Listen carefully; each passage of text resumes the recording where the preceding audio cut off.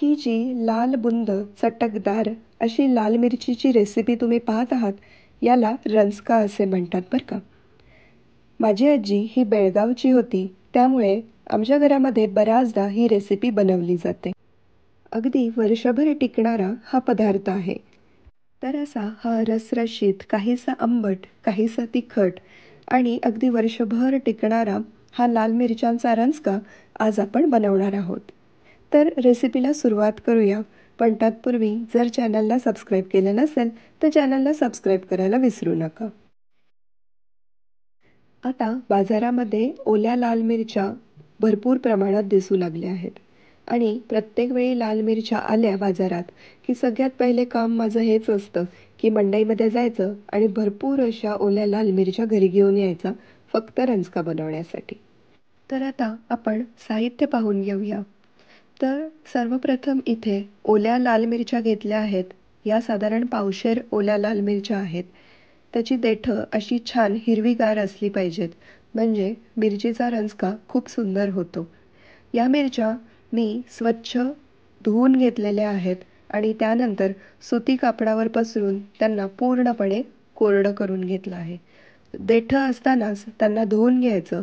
देठं काढून जर तुम्ही त्यांना धुतलं, तर मिरचीमध्ये पाणी जायची शक्यता असते आणि रंजका खराब होतो.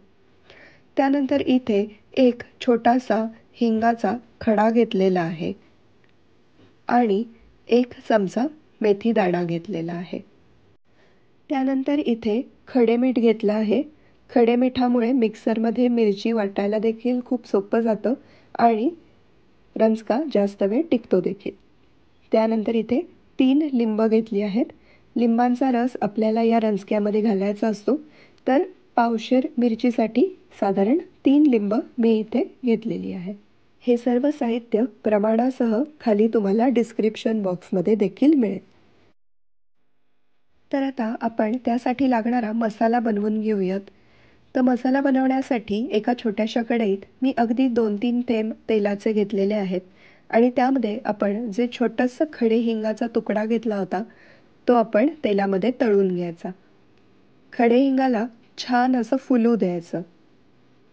खडे हिंग असं तळून घेतल्यामुळे हिंगाचा जो वास असतो, तो अगदी उत्कृष्ट लागतो.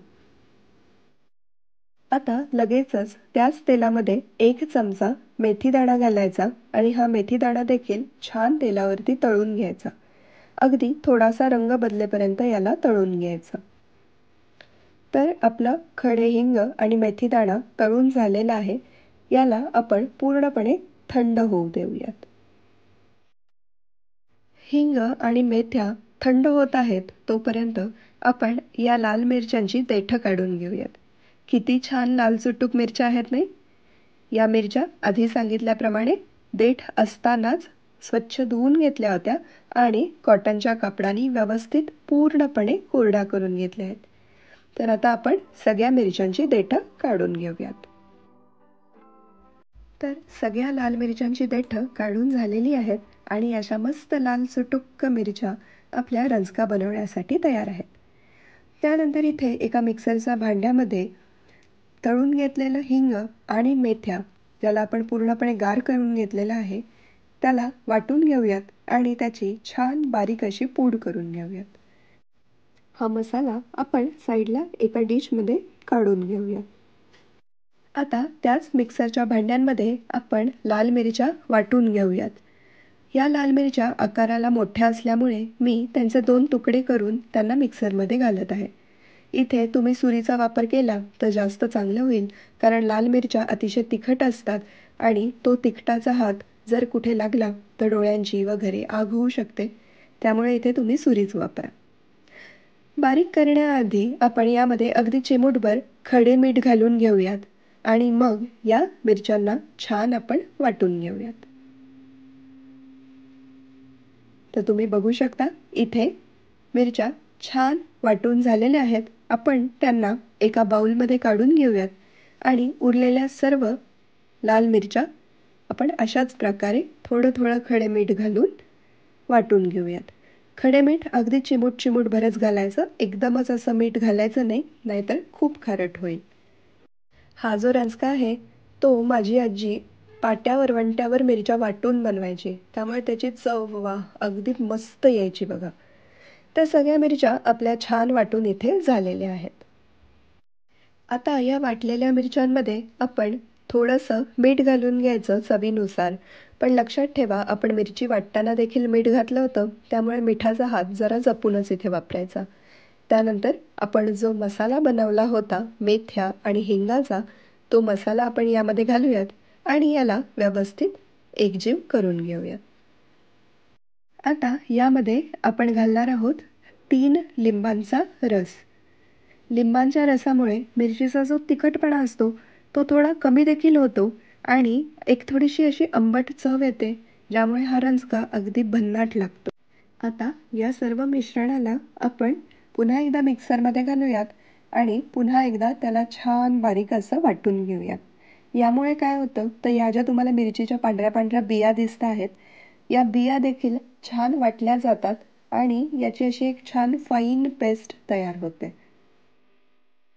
तर अशा प्रकारे ओल्या लाल मिरचीचा पारंपरिक असा कर्नाटक स्टाईलने बनवलेला रंजका तयार आहे. हा रंजका अगदी वर्षभर टिकतो.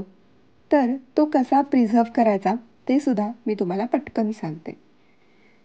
तर वर्षभर हा रंजका टिकावा यासाठी एक अशी काचेची बरणी घ्यायची. त्यामध्ये खाली थोडंसं खडे मीठ किंवा साधं मीठ घालायचं. त्यानंतर या बाटलीमध्ये हा रंजका पूर्णपणे भरून घ्यायचा. त्यानंतर यामध्ये वरून देखील थोडंसं खडे मीठ किंवा साधं मीठ घालायचं आणि आपला रंजका वर्षभर टिकण्यासाठी तयार आहे. एक काळजी मात्र इथे जरूर घ्या, ते म्हणजे ओला हात किंवा ओला चमचा या रंजक्याला लावू नका, नाहीतर याला लगेच बुरशी येईल आणि तो खराब होईल. तर कशी वाटली तुम्हाला ही रेसिपी? ही रेसिपी नक्की ट्राय करा. तुम्हाला आवडली की नाही ते मला कमेंटमध्ये सांगायला विसरू नका. खा प्या मजा करा. भेटूयात पुढच्या व्हिडिओमध्ये. Thanks for watching.